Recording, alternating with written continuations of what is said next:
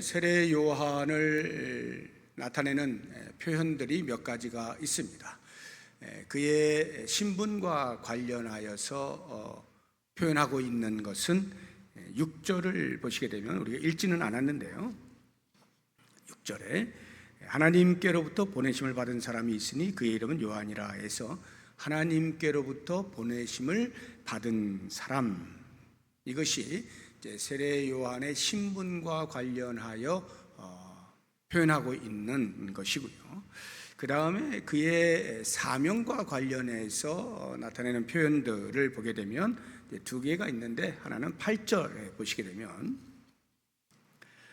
그는 이 빛이 아니요 이 빛에 대하여 증언하러 온 자라. 빛에 대하여 증언하러 온 자가 그의 사명과 관련되어진 별명이라고 하면 별명이라고 말을 할 수가 있겠습니다. 그리고 또 하나 사명과 관련해서 표현되고 있는 것이 오늘 우리가 읽은 말씀 중에 23절을 보게 되면 광야에서 외치는 자의 소리, 외치는 자의 소리, 이것이 이제 그의 사명과 관련해서 별명이라고 할 수가 있겠습니다. 이 세 가지에 대해서 오늘 우리가 같이 한번 잠깐 생각을 해보도록 하겠습니다. 첫 번째로 하나님께로부터 보내심을 받은 사람, 그의 신분과 관련되어진 이 표현을 생각해 보겠는데요, 한 나라를 대표해서 다른 나라의 사신으로 가는 사람을 가리켜서 대사라고 그러죠.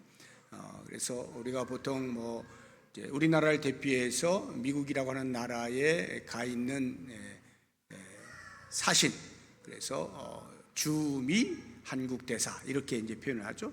반대로 미국을 대표해서 우리나라에 와 있는 대사라고 하면 주한 미국 대사, 이런 식으로 이제 표현을 하는 것입니다. 그렇다고 하면 우리 성도는 하나님 나라를 대표해서 하나님 나라의 왕이신 하나님께서 이 땅으로 보낸 자들이다, 이렇게 보시면 되겠습니다. 이 세례 요한이 그렇게 하나님께로부터 보내심을 받은 자라고 하는 것은 비단 세례 요한에게만 국한된 게 아니에요. 우리 모든 성도가 다 그렇게 이 땅에 보냄을 받은 사람들입니다. 한마디로 이야기하면 대단한 존재라는 거죠. 대사라고 하는 직위 자체도 그러하지만 만왕의 왕이신 하나님께서 우리를 하나님 나라를 대표하여서 대변하도록 이 나라에 보내주었다 했을 때 우리의 그 자긍심, 자존감이라고 하는 것은 말로 할 수 없죠. 그러나 그것을 끝나지는 아니하고 이제 책임감도 커지기 때문에 이제 거룩한 부담감도 당연히 있게 마련입니다. 이 세상은요, 예수님에 대해서 관심이 없을지라도 예수 믿는 사람에 대한 막연한 기대가 있어요. 적어도 저 사람들은 우리하고는 좀 다르겠지라고 하는 막연한 기대가 있습니다. 그러니까 기대 수준이 있다, 이 말이에요. 그것이 이제 개인에게 기대한다고 하면 이제 성도가 되겠죠. 교회를 다니는 사람, 예수 믿는 사람이라고 할 때 그 사람에 대한 막연한 기대, 적어도 저 사람 그래도 윤리적으로 도덕적으로 우리보다는 나을 거야 라고 하는 이런 이제 기대를 품게 되는 것이고요. 공동체적으로 본다면 교회에 대해서도 기대를 갖겠죠. 이 사회에 교회가 기여하는 바가 있겠지라고 하는 이런 막연한 기대가 있게 마련입니다. 하나님께로부터 보냄을 받은 한 개인으로 보면 성도이지만 공동체로 보면 교회라고 할 수가 있죠. 이 교회, 이 땅에 있는 모든 신앙 공동체, 교회는 다 하나님께서 보낸 그러한 공동체입니다. 그래서 교회는요, 그 자체, 교회 자체로는 그다지 큰 의미와 가치를 갖지 못해요. 여느 공동체와 다를 바가 없어요. 여느 기관이나 단체와 다를 바가 없습니다. 그런데 이 교회가 하나님 나라와 관련되어지는 순간에 교회의 가치와 의미는 전혀 다르게 되어집니다. 우리 교회의 연구표가 하나님 나라 이루어가는 신앙 공동체잖아요. 신앙 공동체는 교회를 나타내는 것인데 그 신앙 공동체가 하나님 나라와 관련이 있을 때에만 의미가 부여된다 하는 것을 나타내는 표입니다. 하나님 나라 이루어가는 신앙 공동체예요. 그래서 이 신앙 공동체가 하나님 나라와 어떤 관련이 있느냐? 그 하나님 나라를 이루어간다는 거예요. 어떻게 이루어가느냐? 하나님 나라의 실존을 알리면서 이루어가는 거예요. 하나님 나라의 완성에 동참하면서 이루어가는 거예요. 그리고 하나님 나라의 삶을 선언하면서 하나님 나라를 이루어가는 거예요. 이렇게 하나님 나라와 관련이 되어질 때만이 비로소 교회는 존재 자체의 의미가 부여가 되게 되는 것입니다. 만약에 그렇지 않다 그러면 교회는 아무리 거기에서 신앙의 행위가 있다 할지라도, 예배를 드리거나 뭐 여러 가지 신앙의 행위를 한다 할지라도 하나님 나라와 무관하게 독립적으로 있다고 한다면 그것은 이름뿐이지 어떤 가치가 발생하지는 않는 것입니다.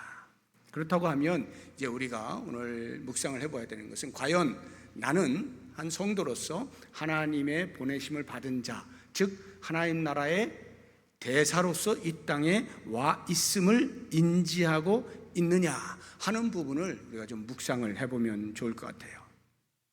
나의 말, 나의 태도, 나의 행동 하나하나가 곧 하나님 나라를 나타내는 것인데, 내가 말하는 것에 따라서 하나님 나라의 수준이 결정되어진다라고 할 때 그 책임감이라고 하는 것은 말로 못하는 거죠. 저는 이것을 거룩한 부담감이라는 말을 쓰고 싶은 거예요. 부담은 되지만 거룩한 것이다, 우리가 추구할 만한 것이다 하는 이야기죠. 그냥 가만히 있어서 하나님 나라가 드러나는 것이 아니라 나의 모습을 통하여서 하나님 나라가 적어도 이 정도는 된다라고 하는 것을 내가 대변해낼 수 있어야 한다는 것입니다.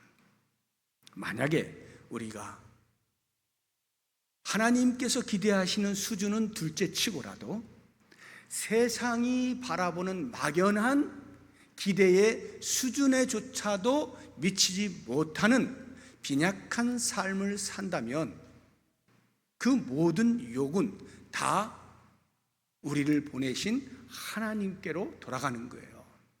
하나님 나라가 이 땅에, 그 모든 명예가 땅에 떨어지는 것뿐만 아니라 그 하나님 나라의 왕 되시는 하나님께서 영광을 가로막히는 그러한 일이 일어나게 되는 것이죠. 그렇다고 한다면 나 개인의 삶에서도 그러하거니와 하물며 교회 공동체로는 또 어떠할까 생각을 해보십시오. 오늘날의 한국 교회가 세상으로부터 손가락질을 받고 있다라고 하는 것이 공공연하게 떠돌고 있는 말 아닙니까? 이러한 시대를 살아가면서 과연 우리가 어떻게 하나님 나라를 대변하는 교회 공동체로서의 질을 회복해 나갈 수 있을 것이냐 하는 것에 대한 고민을 하지 아니하면 우리는 이 안에서 여전히 신앙의 행위는 하고 있지만 하나님과는 무관한 삶을 살아갈 수 있다는 것, 깊이 인식을 하고 자각을 하고 끊임없이 한 개인으로서의 나의 성도로서의 삶을 돌아보는 것뿐만 아니라 교회 공동체 전체로서 하나님 나라를 대변하고 있는지, 하나님의 영광을 가리는 일을 하고 있지는 않는지 끊임없이 돌아보고 스스로를 촉구하고 변혁을 일으키고 주님께서 기뻐하실 만한 그러한 모습으로 나아갈 수 있는 수고를 아끼지 않아야 한다 하는 것입니다. 두 번째로 이 세례 요한의 사명과 관련해서 표현하고 있는 것 중에 하나가 빛에 대하여 증언하러 온 자라, 이렇게 표현을 했는데요. 빛, 이미 우리가 요한복음 1장 앞부분에서 보았지만 빛, 이 세상에 빛으로 오신 분, 참빛, 그분은 예수 그리스도시죠. 세례 요한은 그 빛이 아니에요. 빛에 대하여 증언하러 온 사람입니다. 그러니까 이 빛을 세상에 널리 알리기 위하여 이 땅에 보내심을 받은 사람이죠. 그런 사람을 가리켜서 우리는 증인이라고 표현을 합니다. 법정에서 증인의 증언은 천금과도 같습니다. 그래서 만약에 증인이 위증을 하면 위증죄는 상당히 처벌 수위가 높아요. 왜냐하면 그 증언 한마디에 때로는 한 사람의 생명이 오고 갈 수가 있기 때문에 그렇습니다. 그 정도로 증언이라고 하는 것이 중요한 것입니다. 세례 요한은 빛의 증인으로서 이 땅에 보냄을 받은 자라고 이 사도 요한이 이야기를 하고 있잖아요. 그래서 그를 통하여서 많은 사람이 예수 그리스도께로 오는 믿음의 통로, 구원의 통로로 쓰여진다라고 표현하는 거예요. 7절을 한번 보시기 바랍니다. 그가 증언하러 왔으니 곧 빛에 대하여 증언하고 모든 사람이 자기로 말미암아 믿게 하려 함이라. 모든 사람이 자기로 말미암아 믿게 하려 함이라. 사도 요한의 눈에 세례 요한은 빛의 증언자로서 자기의 말 한마디 한마디를 통해서 듣는 자들이 그리스도께로 돌아오게 하는 그런 복의 통로로 살아가는 존재라, 이렇게 말하고 있는 것입니다. 그렇다고 하면 이제 오늘 우리가 나 역시도 세례 요한이 가진 바 그 사명이 내게도 있다라고 할 때 과연 나는 증인인가 하는 부분을 묵상할 필요가 있죠. 과연 나에게 증인의 사명이 있음을 인식하고 있는지 우리가 한번 돌아볼 수 있으면 좋겠습니다. 증인이라고 하는 이 말의 헬라어가 마르티스라고 하는 단어예요. 이 마르티스라고 하는 단어에서 영어 단어 하나가 파생되어 나오는데요, 그게 마터라고 하는 단어입니다. 근데 마터라고 하는 이 영어 단어의 뜻은 증인이 아닙니다. 증인은 위트니스라고 하는 단어를 써요. 마터의 뜻은 뭐냐? 순교자라고 하는 뜻이에요. 마르티스라고 하는 이 증인이라고 하는 뜻을 가진 헬라어에서 나온 영어 단어인데 왜 순교자라고 하는 뜻을 가진 단어로 바뀌었을까 생각해 보면, 그 당시, 그러니까 예수님 당시에 예수님을 증언하는 자로 살아가는 사람의 삶은 순교를 전제한다고 해도 과언이 아니었던 것입니다. 그래서 우리가 사도행전을 보게 되면 부활하신 주님을 만난 이후에 복음을 증거하던 사도들이 대부분 다 순교하지 않습니까? 순교가 기정사실화되어 있을 만큼 복음을 전하는 것이 그만큼 위태로운 것이었던 거예요. 그런데도 불구하고 그들이 복음을 계속 전해요. 죽음을 불사하고. 우리가 생각할 때는 그렇게까지 할 필요가 있을까라는 생각이 들잖아요. 그냥 내가 복음을 전하지 않으면, 나 혼자 믿고 있으면 말이죠, 나 혼자 믿고 있으면 적어도 목숨은 부지할 수 있는 건데 왜 목숨을 내놓으면서까지 굳이 예수 믿으라는 말을 할까? 그런 증인의 삶을 살고자 할까라는 생각이 들면 반대로 생각해 보시면 쉬워요. 이들이 그렇게 목숨을 내놓고서라도 전하지 않으면 안 될 복음, 예수 구원, 이것이 그만큼 가치가 있는 것이로구나, 이걸 반증하는 거죠. 그들은 그것을 깨달은 거예요.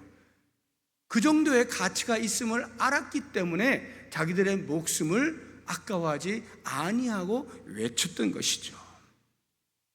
과연 나는 증인의 삶을 살고 있는가? 때로 복음을 전하는 일로 인하여서 순교 또는 순교와 비슷한 어마어마한 손해를 입게 되어지는 그러한 상황 속에서도 복음을 전하는 증인의 삶을 포기하지 않을 수 있는가 하는 것을 생각해 보자고요. 아니, 어쩌면 우리는 복음을 전하는 그 자체에 대한 부끄러움 속에 있지는 아니한지 생각해 볼 필요가 있죠. 이건 부끄러움과는 전혀 무관한 이야기예요. 목숨을 걸고 전해야 할 가치가 그 안에 담겨 있다는 사실을 인식하는 것으로부터 우리는 증인의 삶을 살아갈 첫 발을 내딛는 거예요.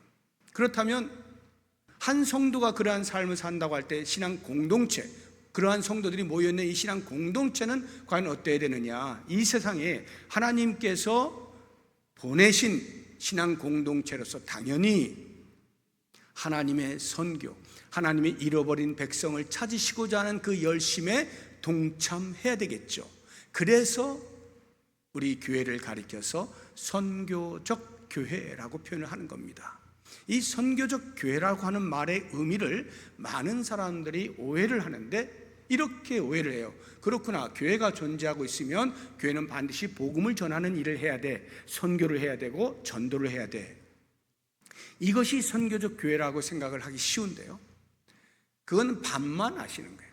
선교적 교회의 의미는 당연히 교회가 사명에 있어서 복음을 전하는 일, 전도하는 일, 또는 외국으로 나아가서 선교하는 일 해야 되죠. 당연히 해야 됩니다. 그런데 그것을 포함하여 더 광범위하게 우리가 이해해야 되는 것은 교회가 이 땅에 존재하고 있는 그 자체가 이미 선교라는 뜻이에요. 우리가 이 땅에 있는 자체가 선교예요. 그렇다고 하면 교회가, 예를 들어 이 부평 지역에 부평 동북교회가 존재하고 있을 때 이 자체가 선교라고 한다면, 사람들이 우리 교회를 통하여서 적어도 예수 그리스도를 듣거나 소개받거나 저게 뭐지? 궁금해할 만한 일이 우리 교회를 통하여 일어나야 한다는 거죠. 그래야 교회라는 거예요.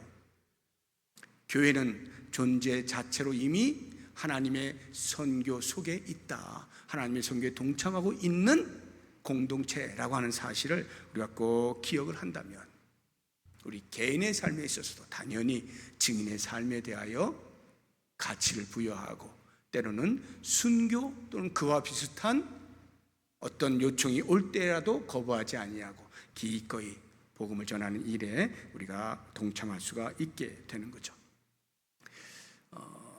세례 요한의 이제 사명과 관련되어진 또 다른 하나의 이제 별명을 보면, 오늘 말씀의 제목과도 같은데, 광야에서 외치는 자의 소리다 할 때 이 외치는 자의 소리, 외치는 자의 소리라고 하는 말은 비유적 표현이죠. 어떤 그 의미를 주기 위하여 이런 비유적 표현을 썼냐면, 소리를 내면 내용은 남고 소리는 사라지는 것, 이것을 이제 소리라고 하는 거예요. 소리가 나오면 소리가 담고 있는 내용은 그대로 있고 소리는 사라지는 겁니다. 만약에 소리가 사라지지 않는다면, 가정을 해보세요. 소리를 냈어요. 그럼 이제 내용이 있을 거 아니에요. 근데 그 내용이 있는데 소리가 사라지지 않아. 그럼 어떤 일이 벌어지느냐? 아니, 내용도 있고 소리도 있으면 금상첨화 아닙니까? 서로 좋은 거 아닙니까? 이런 생각이 들 수가 있어요. 세례 요한이 소리로서 살아갈 때 그 내용이 되는 예수 그리스도는 온 인류의 구세주이십니다라고 하는 그 내용도 있고, 그 내용을 잘 전한 세례 요한, 소리로서의 세례 요한도 존재감이 있으면 좋은 거 아니냐, 이런 생각이 들 수가 있는데, 왜 세례 요한을 외치는 자의 소리라 해서 사라지는 존재로 만들었을까, 이런 의아심을 가질 수가 있단 말이죠. 그런데 가만히 생각해 보면요, 예를 들어서 산에 올라가서 이제 야호를 외치죠. 요즘은 이제 뭐 동물들 보호한다고 야호도 못 외치게 해요. 근데 옛날에는 이제 올라가면 야호 했잖아요. 근데 이 울림이 좋은 산에 가면은 메아리가 들려오지 않습니까? 그럼 야호하면 저기서 야호하고, 어떤 데는 뭐 야호 막 이렇게 한단 말이죠. 그래서 이제 한 두어 번 이렇게 야호 하는 것은 참 아름답고, 야, 내 소리가 막 또 들리네 하면서 이렇게 좋아하는데, 만약 그 소리가 사라지지 않고 계속 된다고 생각해 보세요. 어떤 일이 벌어질까요? 잘 감이 안 잡히실 수 있는데, 좀 더 감이 있기 위해서 이 마이크를 한번 생각해 보세요. 마이크에 제가 지금 소리를 내고 있잖아요. 이 마이크에 이제 저 방송실에서 그 믹서기에 보면은 여러 그 기능 키 가운데에서 에코라고 하는 기능 키가 있어요. 에코가 메아리라는 뜻인데, 제가 이렇게 말을 하면 이 말이 에코처럼 여기저기서 소리가 막 이렇게 들리게 하는, 그러면 제법 이렇게 어떤 예능적인 그런 기교가 있죠. 그런데 그게 심하다라고 생각해 보세요. 여러분들이 들으실 때 어떨 것 같아요? 제가 이렇게 들리는 이 한마디 쭉 들어야 되는데, 내가 지금 말하고 있는 게 여기서 들리고 저기서 들리고 계속 들리게 되면 내용이 불분명해지는 거예요. 소리가 남아있으면 내용이 불분명해지는 거예요. 그래서 소리는 내용만 남기고 사라져야 되는 거예요. 그래야 내용이 선명하게 들리게 되는 것입니다. 우리 사자성어 가운데 논공행상이라고 하는 사자성어가 있고, 또 다른 하나는 공성신퇴라고 하는 사자성어가 있어요. 이 두 개의 사자성어를 제가 소개해 드리는 것은 둘 다 전쟁과 관련되어진 사자성어예요. 전쟁을 했어요. 근데 이겼습니다. 그러면 이긴 사람들이 돌아와서, 자, 내가 이 정도의 공로를 했다 해서 왕이 그 장수들을 불러다 놓고, 네가 정말 수고했구나. 너는 이만큼 했구나. 너는 별로였네. 하고는 그 행한 바에 따라서 상을 주는 것을 가리켜서 논공행상이라고 합니다. 그에 비해서 공성신퇴는 뭐냐 하면, 전쟁을 해서 이겼어요. 돌아왔는데 그 큰 공을 세운 사람이 그 자리에서 슬쩍 물러나는 거예요. 나는 그냥 빠지는 거예요. 상 필요 없다 하고 물러나는 겁니다. 보통의 경우 전쟁에서 승리하면 이 둘 중에 어느 쪽이 더 많습니까? 농공행상을 주로 하게 되죠. 공성신퇴를 하는 경우는 드물어요. 가끔은 있지만 드뭅니다. 그런데 공성신퇴가 많은 나라일수록 건강한 나라예요. 왜 그런지 아십니까? 전쟁에서 이겼어요. 그럼 당연히 그 행한 바에 따라서 상을 줘야 되죠. 상을 줘야, 농공행상을 하잖아요. 그것으로 끝나지가 않는다는 게 문제예요. 그렇게 농공행상하고 나면요, 거기서부터 드디어 문제가 발생합니다. 나는 저 사람보다 더 많이 한 것 같은데 왜 나한테는 상을 요만큼 덜 준 것 같아? 하면서 그 안에서 알력이 생겨나게 됩니다. 반목이 일어납니다. 질시가 일어납니다. 그러면서 외부에서 전쟁은 이겼는데 내부에서 분란이 일어나면서 스스로 자멸하는 거예요. 이런 일이 벌어지기 때문에 그런 상황을 알고 있는 지혜로운 신하는 비록 자기가 혁혁한 공헌을 세웠다 할지라도 공성신퇴, 스스로 물러나는 거예요. 왜? 나라의 건강함을 위하여. 비록 내가 그에 합당한 대우를 받지 못한다 할지라도 나는 이미 전쟁에 이겨서 우리 나라가 이렇게 되어진 것만 해도 충분히 보상을 받았어 라고 생각하면서 그 자리에서 물러나는 거예요. 이런 사람이 많은 나라일수록 건강해지는 거예요. 안에서의 분란이 일어나지 않습니다. 공을 세운 사람이 뒤로 빠지는데 어느 누가 감히 소리를 낼 거예요. 거기서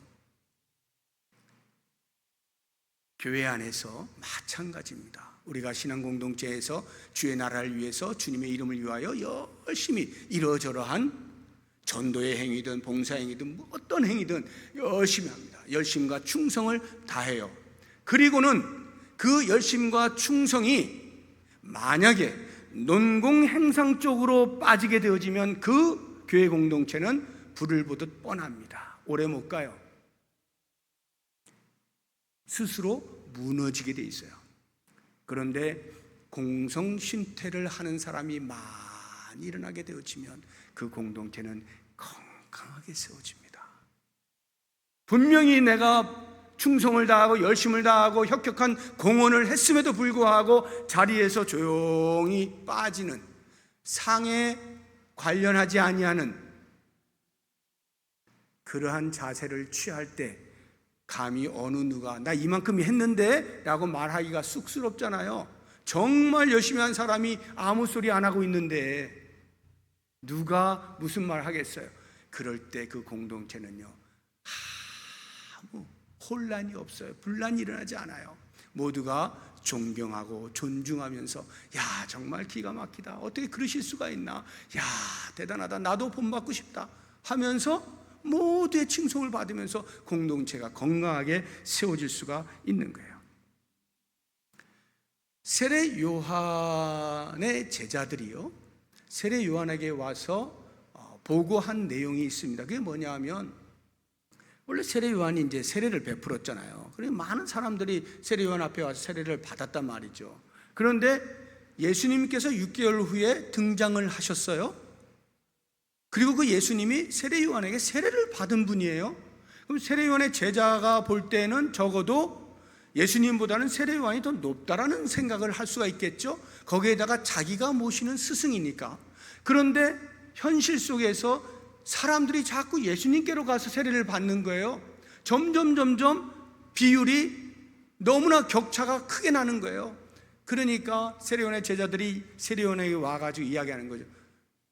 선생님이요, 지금 이런 일이 벌어지고 있습니다 라는 말의 의미가 뭘까요? 어떻게 이럴 수가 있습니까? 라고 하는 분개의 마음과, 왜 그런데도 세례요한께서는 아무런 행동을 취하지 않습니까? 라고 하는 원망과 불평, 때로는 우리가 당신을 그렇게 쫓아다녔는데 당신이 지금 무너지는 거, 이거 있을 수 없는 일이죠, 억울합니다 라고 하는 이와 같은 감정들이 혼합되어져서 보고를 하고 있는 거예요. 지금 이런 일이 벌어지고 있네요. 그때에 세례요한이 말합니다. 비유로 말을 해요. 신랑과 신랑의 친구 이야기를 하면서, 야, 생각해봐라, 결혼 누가 하니? 신랑이 하죠. 신부 누가 취하니? 신랑이 취하죠. 그런데 누가 기뻐하니? 신랑의 친구가 엄청 기뻐합니다. 신랑이 결혼하는 거, 신부를 취하여 영광을 받고 있는 그 모습을 신랑의 친구가 보면서 너무나 기뻐하는데, 나는 그 기쁨으로 충만하다, 이렇게 이야기를 하는 거예요. 그러면서 그 유명한 예수님은 흥하여야 하겠고 나는 쇠하여야 하리라 하는 말씀을 하죠. 요한복음 3장 30절 한번 보시죠. 그는 흥하여야 하겠고 나는 쇠하여야 하리라. 철저하게 소리로 살아가겠다 하는 이야기 아닙니까? 내용은 선명하게 드러나고, 예수 그리스도 인생의 모든 인류의 구세주 선명하게 드러나고, 그것을 외친 증인으로서 소리는 사라지고 쇠하고, 얼마나 멋진 모습입니까? 과연 나는 농공행상인가, 공성신태인가? 공동체 안에서 나의 삶을 돌아봐야 되고, 나의 생각과 나의 태도와 나의 행위를 돌아봐야 돼요. 철저하게 소리로 살아가고자 하는 사람들이 모여있는 공동체는요, 정말 행복하고요, 건강하고요, 좋은 공동체가 될 수밖에 없어요.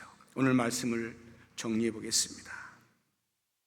세례요한이 그러하듯이 우리 모두는 각 사람이 다 하나님 나라의 대사로 이 땅에 보내심을 받은 존재들입니다. 그렇기 때문에 만왕의 왕이신 하나님이 다스리시는 그 나라의 대사로서 이 땅에 살아가고 있는 내가 어떠한 존재인지에 대한 자긍심, 그리고 그 자긍심에 걸맞은 책임 있는 언행, 거룩한 부담감, 이것이 우리에게 반드시 있어야 하고, 이제 우리에게 주어진 사명으로서 예수 그리스도가 우리의 구세주입니다. 우리 인생의 주인이십니다. 오직 여기에만 구원이 있습니다.